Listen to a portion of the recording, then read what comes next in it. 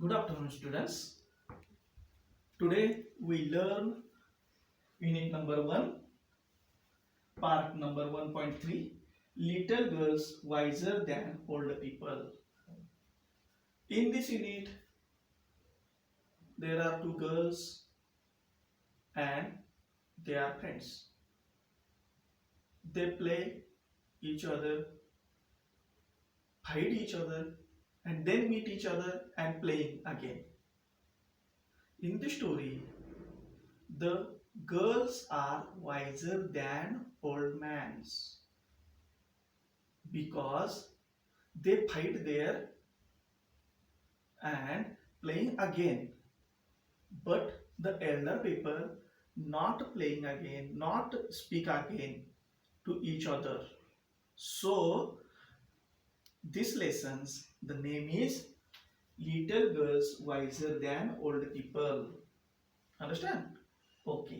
म्हणजेच लहान मुली ह्या मोठ्या माणसांच्या पेक्षा समंजस किंवा हुशार असतात, कारण त्या खेळतात, भांडतात, परत आणि एकत्र खेळतात. परंतु मोठी माणसं तसं होत नाही. त्यांची जर भांडण झाली तर ती खूप मोठ्याने भांडण होते आणि ते सहजासहजी मिटत नाही. पुन्हा ती लवकर बोलतील याची गॅरंटी नसते. पण ह्या मुली मात्र लगेच बोलून जातात. मुलंही लगेच बोलत राहतात आणि काय करतात, आपला आनंद आहे तो लुटत असतात.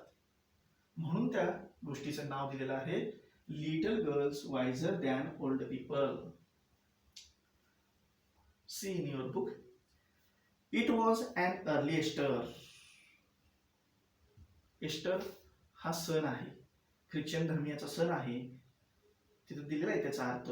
अ Christian festival and holiday that is celebrated in many countries. Easter is always a Sunday. Easter हा सण नेहमी रविवारी येतो, सुट्टी असते आणि तो सण हा ख्रिस्तीय धर्मीय सण असल्यामुळे सर्वजण साजरी करतात. ख्रिस्ती धर्मीय लोक साजरी करतात आणि हा बऱ्याच देशामध्ये सण उत्सव साजरा होतो. इन द यार्ड्स ले स्नो. आणि अंगणामध्ये बर्फ सुद्धा पडलेला होता. And reels ran down the village. Reels म्हणजे ओढे. बघा, reels small stream. Small stream म्हणजे छोटे छोटे ओढे, नाले, झरे हे वाहत होते. A large puddle had ran down from a manure pile into the land between two farms. दोन शेतांच्या मध्ये, म्हणजे गावच्या साईडला जरासं बाहेरच्या साईडला शेती असते, तिकडं इकडं त्या दोन्हींच्या मध्ये काय होता की मॅन्युअर म्हणजे शेणखत, प्रत्यक्षात पाईल म्हणजे ढीग. तर शेणाचे ढीग होते आणि तिथंच ते पॅडल म्हणजे डबके होतं. बरीच डबके असतात पाण्याची, पावसाळ्यामध्ये आपल्याला पाहायला मिळतात. तसं तिथं ते पाण्याचं डबकं पण होतं, ज्यातून जायचा रस्ता कडेला होता आणि त्या डबक्यांच्या शेजारी काय होतं, ते सगळं पाणी सुद्धा आलेलं होतं. त्या शेणाचं पाणी, माती ते सगळे मिक्स झालेलं त्या डबक्यामध्ये पाणी आलेलं होतं. अँड ॲट दिस पॅडल, आणि त्या डबक्यामध्ये टू गर्ल्स, ह्या दोन मुली, one older than the other, एक मोठी होती दुसरीपेक्षा. देअर मदर हॅड मीट, त्या दोघी जणी भेटल्या. बघा परत. Both of them had been dressed by their mothers in new clothes. दोघींनाही त्यांच्या आयांनी काय केले होते, नवीन कपडे परिधान करायला दिलेली होती. The little girl had a blue dress. जी छोटी होती तिला निळा ड्रेस दिलेला होता. अँड एल्डर, आणि जी दुसरी मोठी होती, a yellow one with a design. तिचा पिवळा होता, नक्षीदार ड्रेस होता तिचा. Both had their heads wrapped in red handkerchief. दोन्हींच्याही डोक्याला लाल रंगाचा हँकरचीफ म्हणजे रुमाल, मोठा चौकनी रुमाल असतो, तो डोक्याला बांधलेला होता. तुम्हाला हँकरचीफ म्हणजे थोडक्यात इथं तुम्ही हात रुमाल न घेता हात रुमालपेक्षा मोठा म्हणजे स्कार्फ वगैरे आता अलीकडे वापरतो त्या पद्धतीचा म्हणायला काही हरकत नाही. तो लाल रंगाचा त्या दोघींनाही डोक्याला बांधलेला होता. After prayer in the church. Church मधली प्रार्थना संपल्यानंतर the two girls went the पडल. त्या दोन्ही मुली काय झाल्या, त्या डबक्याकडे पळत गेल्या. Where they showed their new garments to each other. ज्या दोघींना काय करायचं होतं, एकमेकींना आपला नवीन ड्रेस दाखवायचा होता, म्हणून त्या दोघीही तिकडे पळत गेल्या. अँड बिगॅन टू प्ले, आणि खेळत बसल्या त्या दोघीही. They wanted to plash in the water. त्यांना त्या पाण्यामध्ये खेळायचं होतं. The little girl started to go in to the puddle with her shoes on. त्या लहान मुलीला त्या पाण्यात जायचं होतं आणि तिच्या पायामध्ये बूट होते. But the older girl said that to her, परंतु जी मोठी होती ना ती एकदम ओरडली. काय म्हणाली? Don't go मलाशा. म्हणजे जी छोटी मुलगी आहे तिचं नाव काय आहे? मलाशा. बघा मी इतर जरासे पुसतोय. जी छोटी आहे स्मॉल गर्ल, तिचं नाव आहे मलाशा. बघा, आप don't go मलाशा, your mother will scold you. तुझी आई तुला रागवेल. स्कोल्ड म्हणजे रागवणे.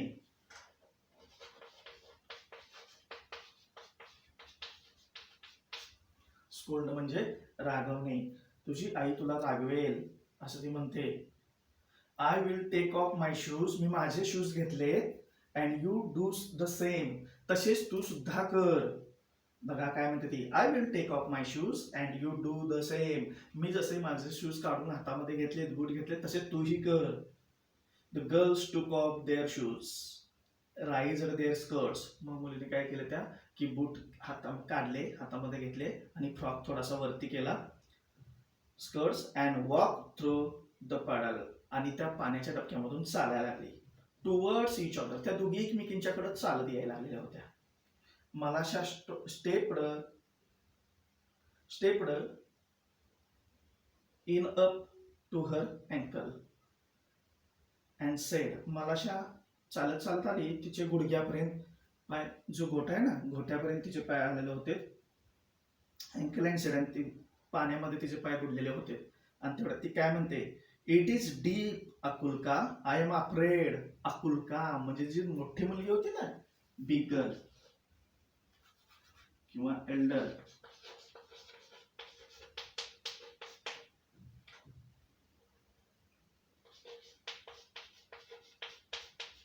तिचं नाव अकुल्का. बघा,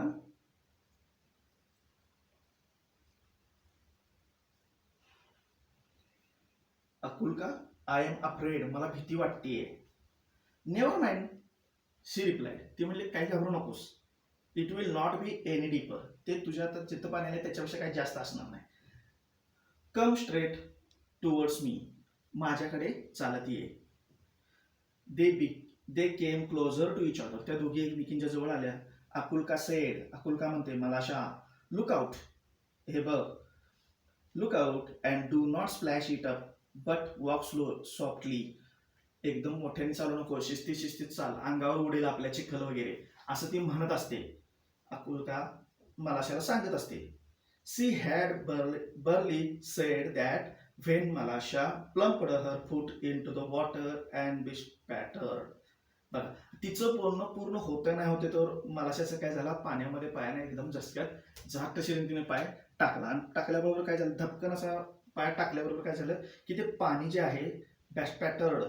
बिस्पॅटर्ड म्हणजे शिंतोडे. बघा मी काय म्हणते.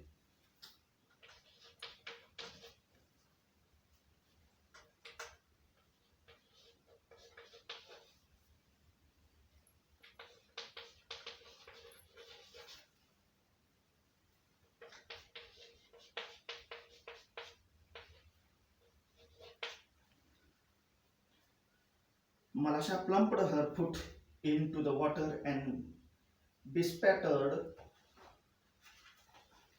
Akulka's new dress. And not only her dress, but also her nose and eyes.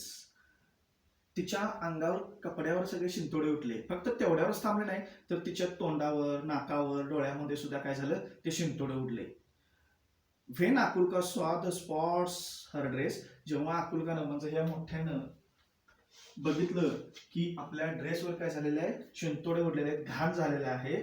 Spot her dress. C ग्रीव अँग्री टू मलाशा. ती काय केली, मलाशावर रागवत होती. आता ती अँग्री झाली, चिडलीये. कुणावर चिडलीये ती, तर मलाशावर चिडलीये. का चिडलीये, तर तिच्या ड्रेसवर काय झालेलं आहे, घाण केलेलं आहे. तिला सांगत होतं की शिस्तीत त्या पाण्याच्या डबक्यातून चाल, तेवढ्यात तिनं धपकिरीन पाय टाकला. आणि पाय टाकल्यामुळे ते सगळ्या चिकळ्या उडल्या. आणि चिखल उडल्यानंतर काय झालं, तिच्या ड्रेसवर, तोंडावर, वगैरे ते सगळा चिखल उडला. त्यामुळे तिनं पाहिलं आकुलकानं की आपल्या ड्रेसची अवस्था काय झाली, ते सगळं घाण झालेला होता. आणि त्यात तिच्यावर मलाशावर काय झाली, अँग्री झाली. Angry at मलाशा and scolded her. Scold म्हणजे रागावणे. तिथं दिलेलाच आहे शब्द मी, स्कोल्ड म्हणजे रागावणे. आणि ती मलाशावर काय केली, ओरडायला लागली, चिडायला लागली, रागवायला लागली. आणि पुढं काय झालं बघा, scolded her and ran after her. आणि तिच्याकडे पळत सुटली तिला मारायला किंवा काय करायला. And wanted to strike her. Strike म्हणजे मारणे.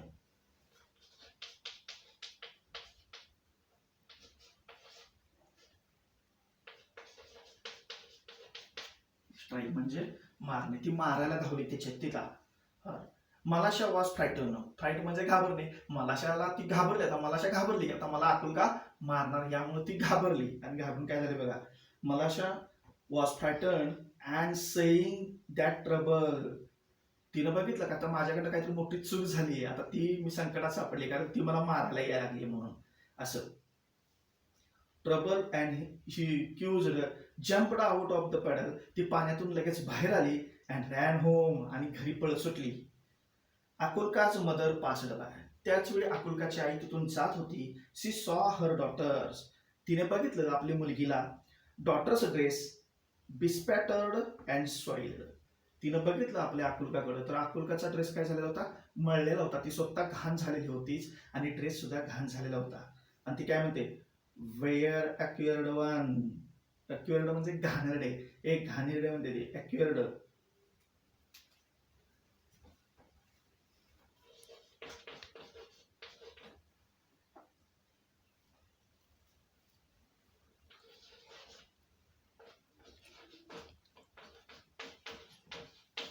घाणेरडे. One did you give your self so dirty. किती घाण झालेस म्हणते ती. असं बोलल्याबरोबर लगेच ती आकुलका काय म्हणते, Malasha has purposely splashed it on me. बघा काय म्हणते, Malasha has purposely splashed it on me. मलाशानं मला जाणून बुजून घाण केले म्हणते ती. Akulka's mother grasped Malasha and give her a knock on the nape of her neck. Nape of म्हणजे तिच्या मानेला धरलं. नेमकं पुढे आकुलकाचे काय झालं, आकुलकाज मदर, आकुलकाच्या आईने काय केलं, तिथून जाताना मलाशाला धरलं. तिच्या मानेला एक झटका मारला आणि धरलं मान तिची. आणि काय म्हणले धरल्यानंतर, neck to her neck Malasha began to bawl. Bawl म्हणजे ओरडणे, किंचळणे.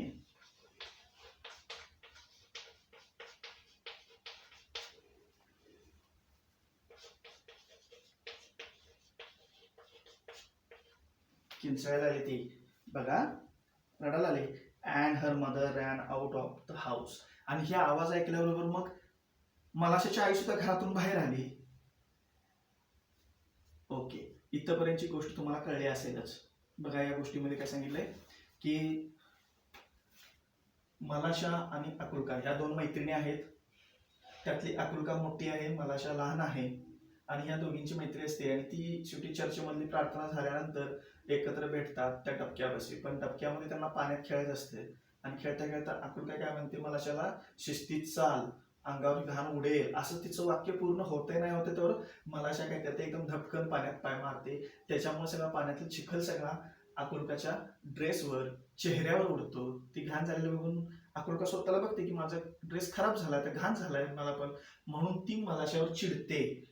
मलाशावर चिडते, ओरडते. आता म्हणते थांब तुला मारतेच, म्हणून ती मलाशाकडे पळत जाणार. तेवढ्यात मलाशाला लक्षात येते की आता आपल्याला ही मारणार, म्हणून मलाशा घाबरते की कोण मारणार, आकुलका आता आपल्याला मारेल. ह्या धास्तीने ती काय म्हणते, आता आपल्याकडे चूक झालीच, पण आता ती मारेल म्हणून ती काय करते की तिच्याकडून आपण पळून जायचं म्हणून ती पाण्यातून लगेच त्या डबक्यातून बाहेर येते आणि पळत घरी जायला निघते. तेवढ्यात काय होते, आकुलकाची आई रस्त्याने येत असते. ती पाहते तर आकुलका इतकी घाण झाली आहे म्हणते. ती कशाने झाली म्हणते घाणेरडे. तर ती आकुलका काय म्हणते, मलाशानं मला मुद्दाम घाण केलंय म्हणते. आणि एवढं म्हणत असताना मलाशा पळत जाताना ती काय करते, मलाशाला धरते, मलाशाच्या मानेला एक धक्का मारते आणि मान धरून तिची घेऊन येते. तिला ओरडत असते. तेवढ्यात मलाशाला रडायला सुरुवात करते आणि मोठ्याने ओरडत राहते. तेवढ्यात ती मलाशाची आई त्याने ती घरातून बाहेर येते. इथपर्यंतची जी गोष्ट आहे इथपर्यंत तुम्हाला समजले असतील. जे नवीन वर्ड्स आहेत ते मी याच्यामध्ये फळ्यावर लिहिलेलेच होते. तुम्हालाही जे नवीन शब्द अवघड या पाठामध्ये आता इथं वाचन करायचं आहे घरी पुन्हा तुम्ही एकदा, आणि वाचन केल्यानंतर तुम्हाला जे अवघड नवीन शब्द वाटतात ते लिहायचे. डिक्शनरीमधून शोधा किंवा शब्दार्थ बुकमधून तुम्ही ते शोधा. नसेल तर मी आहेच, मला विचारानंतर मी तुम्हाला त्याच्यामध्ये त्याचे अर्थ सांगेनच. अशा पद्धतीने तुम्ही नवीन शब्द तयार करायचे. आता याच्यावरचा जेवढा भाग मी झालेला आहे त्या भागावर मी तुम्हाला प्रश्न देणार आहे. त्या प्रश्नांची उत्तरं तुम्हाला लिहायची आहेत. Okay, thank you.